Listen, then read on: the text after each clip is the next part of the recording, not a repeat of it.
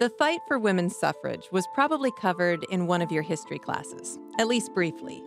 Stories of the Seneca Falls Convention, the pickets at the White House, and the ratification of the 19th Amendment are widely known. But what you may not know is that a landmark event in the suffrage movement happened right here in Boone, Iowa, over 100 years ago. By 1908, women nationwide had been actively fighting for the right to vote for 60 years. Little was being accomplished, and suffragists were getting discouraged. Their methods of holding meetings and delivering speeches were no longer drumming up new support, and they were preaching to the choir, so to speak.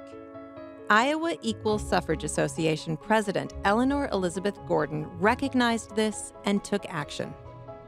She decided that something had to be done to increase interest and get people revved up and ready to go, because the suffrage movement seemed to be kind of falling flat at that point.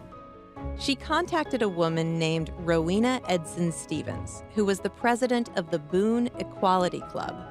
Together, they came up with a bold idea to hold a parade during the annual Iowa Equal Suffrage Association convention later that fall. It hadn't been done before, except in England.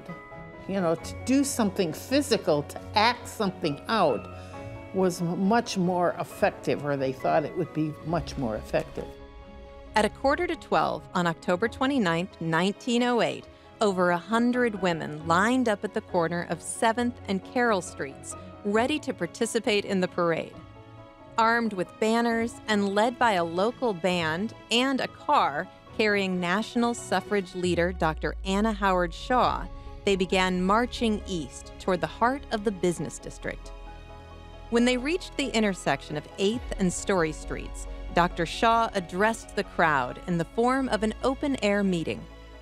Although the whole event lasted less than an hour, it proved to be a successful first public display for the suffrage cause in the state.